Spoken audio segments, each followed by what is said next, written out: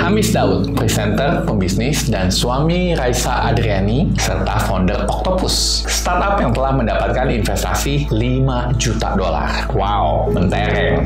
Menurut CNBC, Hamis mendirikan Octopus bersama teman-temannya dan mengklaim aplikasi ini dapat menyelesaikan dan mengelola masalah sampah anak bangsa. Tapi, baru-baru ini dikabarkan nggak bisa bayar gaji karyawan. Bukan sebulan, bukan 2 bulan, tapi lebih dari 3 bulan. Yang membuat kesal dilihat dari postingannya, Hamis malah jalan-jalan. Selain itu, dari komen manajernya, dikutip dari Okezone, Vitalia menyarankan agar menghubungi langsung mengenai gaji karyawan kepada sang CEO Octopus, yaitu Muhammad Iksan. Hamis hanya sebagai CMO tambahnya. For your information, Hamis pun sudah 4 bulan nggak digaji sama Iksan, pungkas Vitalia Ramona. By the way, buat Anda yang nggak tahu apa itu Octopus, untuk simpelnya, itu adalah sebuah startup seperti Gojek, tapi buat pemulung sampah. Nyambung ke perusahaan yang punya limbah untuk di-recycle. Secara konsep bagus, karena ngekat orang tengah dan juga ribetnya birokrasi dan pengepul. Sekaligus bikin standar yang bisa diterima sehingga penerima limbah recycle juga lebih tenang. Tapi kenapa bisa kayak gini? Padahal sempat juga masuk ke Google Accelerator, yang mana ini cukup bergengsi ya buat startup. So, sebagai pembisnis, apa sih yang bisa dipelajarin?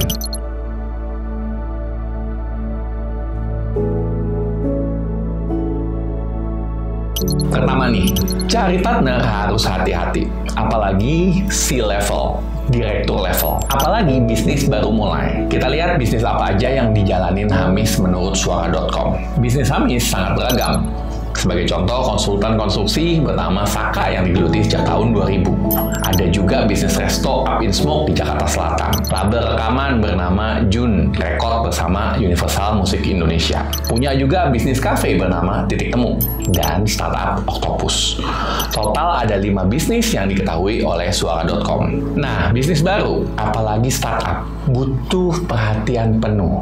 Startup butuh agile, bisa gerak cepat untuk respon perubahan. Dan salah satu kuncinya, ya di orangnya, di C-levelnya. Ben Horowitz, co-founder dari Offsware, pernah mengatakan, sebagai CEO startup, ia tidur seperti bayi. Ia bangun setiap 2 jam dan menangis. Kenapa? Ya karena stres, capek, banyak yang dipikirin, dan besar tanggung jawabnya. Pertanyaannya, apa seseorang dengan kepemilikan beberapa perusahaan bisa running startup di C-level? Jujur, buat saya nggak terlalu cocok. You bisa ngetop, you bisa bukain pintu, tapi bukan berarti you bisa kerja dan mati di startup itu. Dan startup yang masih di seed level seperti Octopus butuh ekstra energi dan fokus untuk berkembang. Startup need action.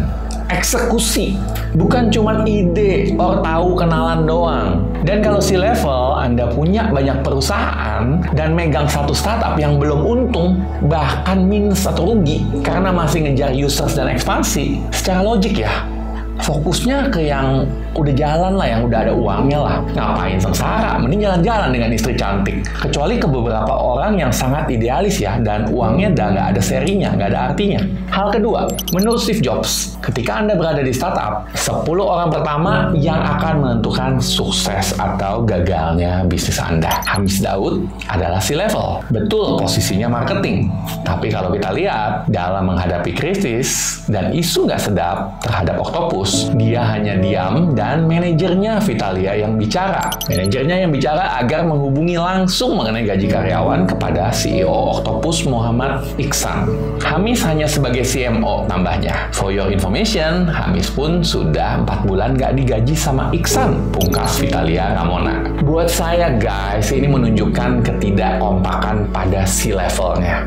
Terlihat nggak solid. Walau mungkin memang bukan tanggung jawab langsung seorang CMO untuk membayar gaji karyawan, tetapi sebagai co-founder dan marketing, jelas nih bahwa marketing ini berhubungan erat dengan branding dan public relation perusahaan, berhubungan dengan nama baik dan image perusahaan. Mengeluarkan statement CMO aja belum digaji selama 4 bulan hanya akan membuat image perusahaan semakin hancur. Mengatakan bahwa tanya aja ke CEO tentang urusan gaji sama sekali bukan sebuah PR krisis yang baik. Berdiam saja sambil jalan-jalan dan membiarkan manajer yang menangani masalah perusahaan bukanlah sebuah tindakan yang menunjukkan menunjukkan profesionalisme, malah berkesan ketidakpedulian, acuh, nggak pusing. Akan lebih baik jika membuka jalan damai, terbuka bahwa company sedang menjalani takeover atau dalam proses liquidation, buat sebuah kesepakatan dalam internal perusahaan untuk mengatasi krisis ini. Karena buat saya, komen CMO belum digaji 4 bulan, nggak pantas untuk dikatakan oleh seorang CMO. Seorang entrepreneur, Anda bisa nggak digaji 4 bulan masih jalan-jalan. Dan ini faktanya. Pertanyaannya, bagaimana dengan tim Anda? Tim yang percaya dengan Anda, yang pernah Anda janjikan akan dapat mendapatkan 10 juta per bulan dalam acara Ministry of Finance Festival di 2021. Mereka yang mungkin nggak digaji 1 bulan pun sudah sulit untuk bayar kontrakan, sulit untuk bayar susu bayi. Urusan perut, guys. Saya sendiri pernah bertemu dengan seorang CEO startup yang bootstrapping, yang masih seed level juga. Dan untuk ngegedein startupnya, dia bahkan rela makan mie instan rutin dan ngirit habis-habisan. Fokusnya apa? Gedein bisnis. Pastikan bahwa timnya bisa makan dan bisa bekerja maksimal. Dan ketika tim bekerja maksimal, bisnis juga akan maksimal. Hal ketiga, Anda perhatikan susunan dari C-level di Octopus.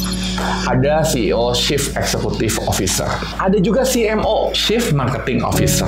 Ada Chief People and Culture. Ada Chief Technology Officer, dan ada Head of Data and Analytics. Sekilas Anda perhatikan deh, apa sih yang kurang?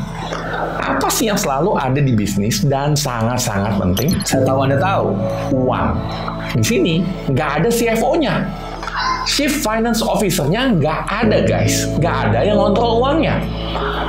Uang itu oksigennya bisnis, guys. Kalau nggak difokusin, nggak dikontrol, bocor. Selain itu, nggak ada COO-nya alias Chief Operating Officer-nya. Bisnis itu sendiri kan berasal dari kata business alias business atau kesibukan, di mana operation itu very important, sangat penting. Kalau flow operationnya nggak benar atau lambat atau nggak efisien, ya yang pasti karena dampaknya ya customer, supplier, dan tim. Terus kalau operation dan finance-nya nggak ada yang ngurus secara penuh atau ya disambi gitu, ya nggak bakal diprioritasin. Dan ujungnya, menurut pengalaman saya ya, bakal banyak bocornya. Selain itu, coba Anda iseng deh. Anda cek background dari C-level-nya. Saya ambil contoh satu aja. Ada yang dari DKV untuk ngurusin orang dan budaya. Menurut Anda, apakah belajar DKV bisa handle HRD? Ngertikah tentang aturan-aturan ketenaga kerjaan? Bisakah buat budaya bisnis? Ada skillnya nggak? Apakah penempatan orangnya tepat di sini? Usul saya nih, pelajaran buat Anda yang mau bikin bisnis konvensional maupun startup baru. Hal yang pertama, cari partner yang mau mati bareng Anda, yang sevisi, yang mau sengsara bareng. Kalau bisa, jangan dari yang background-nya sama atau cuma temen-temen aja. Kalau Anda marketing, Anda biasa ngegas nih, cari yang bisa ngerem, cari yang ngerti finance. Jangan cuma cari orang ngetop, public figure, atau influencer. Kalau bisnis baru nggak difokusin, percuma. Ujungnya apa? Salah-salahan. Ingat, buat bisnis bukan difokusin cuma di marketingnya aja. Makin gede marketing, makin terkenal, sekalinya boncos, bau busuknya guys, kecium santero negeri Konoha. Hati-hati. Hal kedua, jangan jadi entrepreneur kalau nggak punya mental tanggung jawab. Penting untuk punya integritas. Jadi entrepreneur itu susah, dan nggak semua orang bisa jadi entrepreneur. Karena nggak semua orang bisa hidup nggak nyaman. Nggak semua orang bisa hidup matinya di bisnis, terutama pas ngebangun. Sean Parker, co-founder dari Napster, juga pernah berkata, ngejalanin startup itu seperti makan beling. Semakin lama, Anda bakal semakin suka rasa dari darah Anda sendiri. Artinya apa? Ya perlu mental siap berdarah-darah untuk sukses. Ingat, nggak ada salahnya jadi karyawan, sama kayak nggak ada salahnya jadi artis, atlet, atau presenter. Kita itu semua unik, tapi yang pasti, buat banyak orang hidup dah susah. Sebisa mungkin jangan nyusahin orang lain. Nah, hal ketiga, tantangan itu pasti respon bisa beda. Kalau nggak bisa bisnis, ya belajar. Semua yang besar dimulai dari kecil kok. Bisa karena biasa. Dan yang pasti, manusia yang paling berharga adalah manusia yang berguna buat banyak orang. Bukan orang yang menyusahkan banyak orang. Jangan sembarang bisnis, apalagi sampai menyusahkan orang di sekitar Anda. Cari bantuan ahlinya kalau mentok. Jangan makan gengsi. Ubah hidup, hidup sukses, Yes, pasti bisa.